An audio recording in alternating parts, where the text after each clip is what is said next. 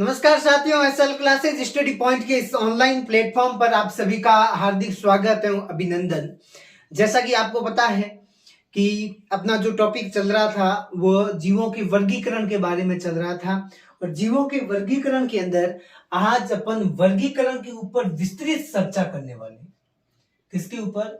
वर्गीकरण के ऊपर विस्तृत चर्चा करने वाले। मतलब वर्गीकरण के अंदर होता क्या है। वर्गीकरण विशेष रूप से कहें तो जीवों की मूल गुण और जीवों के लक्षणों के आधार पर, उनके गुणों के आधार पर, उनके लक्षणों के आधार पर, उनके स्वभाव के आधार पर उनके अंदर नामकरण दिया गया। जीवों के लक्षण और मूल गुण के आधार पर उनके अंदर क्या दिया गया? नामकरण दिया गया। और विशेष विशेष आपको बातें ये याद रखनी है। जैसे देखो, इसके अंदर आपको याद क्या रखना, एक तो द्विनाम पद्धति की खोज किसने की? द्विनाम पद्धति के बारे में कैरोलस लिनियस ने किस पुस्तक में जानकारी दी? ठीक है। दूसरा आपको याद रखना है कि मानव का वैज्ञानिक नाम। इससे ज्यादा आपको याद रखने की कुछ भी जरूरत है नहीं। अब तक के मैंने जो पढ़ाया है 3 पॉइंट ये याद रखने। ठीक है। बाकी तो सभी जानकारी है जो आपको याद होना चाहिए, आपको जानकारी होनी चाहिए। आगे बात समझ में? ठीक है। तो समय बचाने के लिए मैं सारी कुछ बातें लिख रहा हूँ, आप लोग नोट डाउन करते जाना और जो जो पॉइंट मैं आपको कह रहा हूं वो पॉइंट सारे आप याद रखना। चलो देखो, इसके अंदर मैंने जो अभी आपके सामने बातें बोली वही मैंने लिखा है सामने बोर्ड के ऊपर और आप इसके साथ साथ में नोट डाउन करते जाओ, नोट्स बनाते जाओ, क्योंकि नोट्स मेकिंग पैटर्न के आधार पर है। वर्गीकरण वह प्रक्रिया है जिसमें कुछ सरलदर्शी गुणों के आधार पर, कुछ सरलदर्शी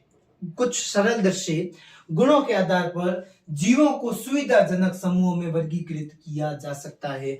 जीवों को साधारण रूप में सरल तरीके से उनको क्या किया जा सकता है?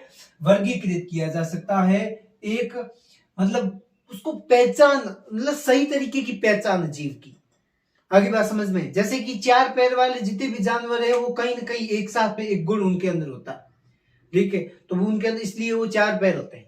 2 पैरों के अंदर कुछ गुण होते हैं उनके अंदर, पक्षियों के अंदर कुछ गुण होते हैं, जो जहरीले जीव होते हैं उनके अंदर कुछ गुण होते हैं, स्तन पर पाए जाते हैं जो स्तन पाई होते हैं, जो स्थल पर पाए जाते हैं उनके अंदर कुछ गुण होते हैं, कुछ जल के अंदर पाए जाने वाले गुण होते हैं। तो वो सारे गुण एक लक्षण बनाते हैं और वो उस वर्ग के अंदर उनको व्यवस्थित करवाते हैं। वर्गीकरण के इस वैज्ञानिक अध्ययन को वर्गीकी कहते हैं। ये इंपॉर्टेंट है। वर्गीकरण की प्रक्रिया को क्या कहा जाता है? टैक्सोनॉमी या वर्गीकी कहा जाता है। टैक्सोनॉमी कहा जाता है या फिर वर्गीकी कहा जाता है। तो इस पूरे प्रक्रम को वर्गीकी कहा जाता है। क्या कहा जाता है? वर्गीकरण के पूरे प्रक्रम को। तो वर्गीकरण का पूरा प्रक्रम क्या याद क्या रखोगे? कुछ सरलदर्शी गुणों के आधार पर, कुछ सरलदर्शी गुणों के आधार पर जीवों को सुविधाजनक समूहों में, सुविधा के अनुसार समूहों के अंदर क्या करना? वर्गीकृत करना, बांटना क्या कहलाता है? वर्गीकरण कहलाता है। अगली बात समझ में? परिभाषा आपको याद होगी। आगे देखना, वर्गीकरण एक पदानुक्रम सोपान होती है। एक पद के अनुसार एक मतलब सोपान कह सकते हो, एक स्तर होता है। ठीक है। जिसमें प्रत्येक सोपान पद या वर्ग को प्रदर्शित करता है। जो उसका जो प्रत्येक सोपान होता है वो क्या करता है? एक पद को, एक वर्ग को क्या करता है? व्यवस्थित करता है। मतलब जो उनके लक्षणों के आधार पर उनके अंदर उनको व्यवस्थित करने में सहायता करता है। कौन? वर्गीकरण। प्रत्येक वर्ग को वर्गीकी कहा जाता है या वर्गीकी संवर्ग कहते हैं तथा सभी संवर्ग मिलकर एक पदानुक्रम बनाते हैं। पदानुक्रम बनाते हैं। अब पदानुक्रम क्या बनाते हैं? जैसे कि सबसे पहले आता है जगत। सब संवर्ग कौन सा? पदानुक्रम संवर्ग। संवर्ग कौन सा? सबसे पहले आता है जगत। क्या आता है? जगत। इसको इंग्लिश में क्या कहते हैं? किंगडम। ठीक है। क्या कहते हैं? सॉरी किंगडम नहीं कहते, हाँ किंगडम। किंगडम कहते हैं। क्या कहते हैं? किंगडम। अब देखो, जगत जैसे जीवों के अंदर 5 होते हैं। सभी जीवों को जो दुनिया के अंदर, जैसे मैंने आपको कल की क्लास में पढ़ाया था कि 1 करोड़ प्रजातियां पाई जाती है। शायद पॉइंट नहीं लिखवाया है, बाकी माना अनुसार ये माना जाता है लगभग 1 करोड़ प्रजातियां जीवों के पाई जाती है। 1 करोड़ प्रजातियां। ऊपर जो कॉपी का कॉमा है वहां लिख लेना। जीवों के अंदर ज्ञात प्रजातियां कितनी है? लगभग 1 करोड़ प्रजातियां। वो 1 करोड़ प्रजातियां अपने, जो जैसे अपन कहते हैं कि 1 करोड़ जीवों की योनि प्राप्त करके, 84 लाख ऐसा कुछ कहते हैं, 84 लाख जीवों की योनि प्राप्त करके एक मानव जमाना मिलता है।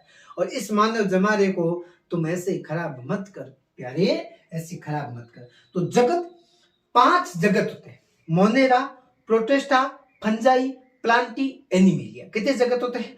5 जगत होते हैं। ठीक है, 5 जगत के अंदर जीवों को वर्गीकृत किया जाता है। तो क्या, सबसे पहले आता है जगत, उस जगत के बाद में आता है संघ।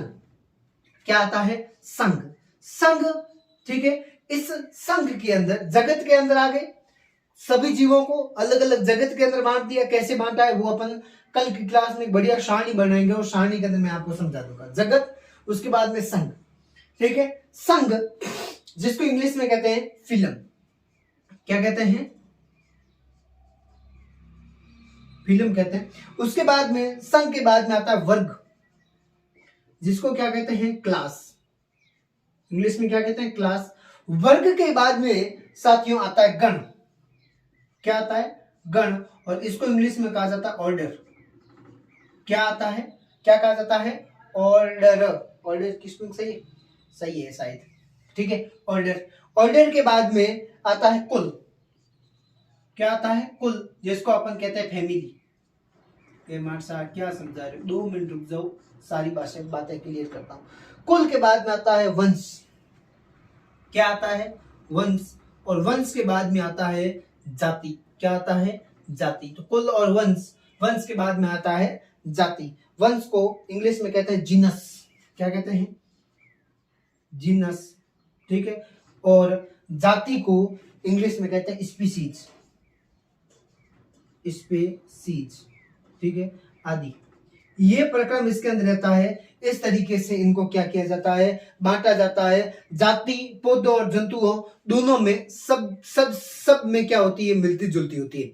जाति अलग अलग पौधों के अंदर, जंतुओं के अंदर, और पौधों के अंदर, जंतुओं के अंदर, और जो तीसरा मैंने आपको कहा था, दोनों के अंदर, सब में क्या होते हैं? निचले संवर्ग के अंदर आती है। ये पॉइंट लिख लेना। सॉरी, मैं पता नहीं क्या ही हो जाता है कभी कभी। देखो, लिखना आगे यहाँ पे, जाति पौधों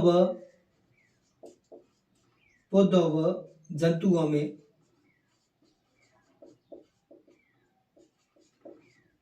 निचले संवर्ग में आती है। निचले संवर्ग के अंदर आती है, मतलब सबसे लास्ट में कौन आती है? जाति आती है। ठीक है, तो सबसे पहले आता है जगत। सभी लक्षणों का आधार पर 5 जगतों के अंदर सभी जीवों को सेट कर दिया। अब कुछ लक्षण आए तो उसको बांट दिया संघ के अंदर। संघ के बाद में उसको बांट दिया वर्ग के अंदर। वर्ग के बाद में बांट दिया गण के अंदर। गण के बाद में बांट दिया कुल के अंदर। कुल के बाद में बांट दिया वंश में, फिर जाति में। इस आधार पर इनको क्या किया जाता है? निचले क्रम के आधार पर उनको क्या किया जाता है? जाति के अंदर व्यवस्थित किया जाता है। पौधों और जंतु 2 रूप रहते हैं। ठीक है, एक होता है प्लांट। ठीक है, जंतु जो जीव विज्ञान है वो 2 भागों में बटी। 2 भाग, कौन से 2 भाग? आप कहोगे सर जी 2 भाग बट गए, एक भाग बट गया पादपों का, एक भाग बट गया जंतुओं का। ठीक है, अब पादपों और जंतुओं के अंदर बहुत सारे आते हैं। सूक्ष्म जीव आते हैं, बैक्टीरिया आते हैं, जो वायरस आते हैं, बहुत सारे ऐसे पेड़ पौधे आते हैं जो दिखते नहीं है और बहुत सूक्ष्म रूप में होते हैं। ठीक है, वातावरण के अंदर भी छोटे छोटे जीव होते हैं, उनको व्यवस्थित किया गया। ठीक है, छोटा सा जो सूक्ष्म शैवाल है वहां से लेकर हाथी तक सब एक अलग रूप में इनके अंदर क्या किया जाता है? परिभाषित किया जाता है। चलो, इसका आप स्क्रीनशॉट ले लो, फिर मैं मानव के बारे में बताऊं। देखो, मानव का वर्गीकरण एक अपन समझ लेते हैं। मानव का वर्गीकरण, मानव का वर्गीकरण, मानव का वर्गीकरण। ठीक है, मानव का वर्गीकरण किस तरीके से किया गया? सबसे पहले जगत। ठीक है, और जगत, कौन से जगत में आता है मानव? मानव आता है प्राणी जगत में। किस जगत में आता है? प्राणी जगत में कह सकते हो, या जंतु जगत में कह सकते हो, एनिमल में। मानव किस में आता है? एनिमल में आता है।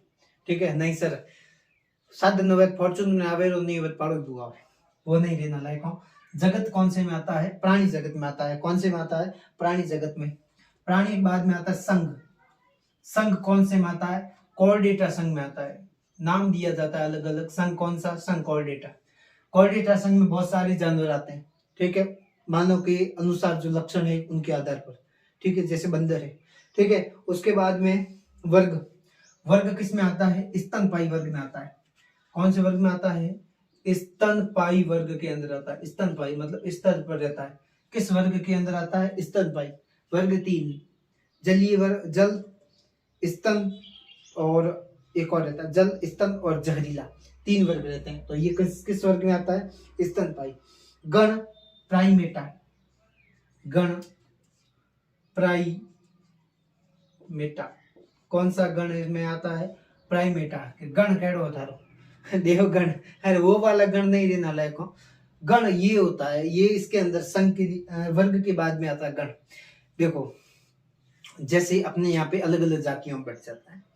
जैसे कोई मैं अगर आपको उदाहरण बताऊं, किसी अपने जैसे जातियों के अंदर बांटना नहीं चाहिए, फिर भी जैसे जाटों के अंदर कोई जाति है गोदारा। अब गोदारा किस में आता है? जाटों में आता है। जाट किस में आते हैं? जाट हिंदुओं में आते हैं, ठीक है। आगे बात समझ में? जाट हिंदुओं में आता है। इस तरीके से बटे हुए हैं छोटे छोटे वर्गों के अंदर। मानव ने भी अपनी जातों के आधार पर बांट रखा है, इसी प्रकार इनके अंदर भी बांटा गया। तो गण प्राइमेटा। उसके बाद में गण के बाद में कुल। कुल होमोनिडी। होमोनिडी कुल में आता है। किस कुल में आता है? होमोनिडी कुल में आता है। उसके बाद में वंश। वंश है मानव का होमो। होमो वंश है और मानव की जो जाति है वो जाति है सैम्पियंस।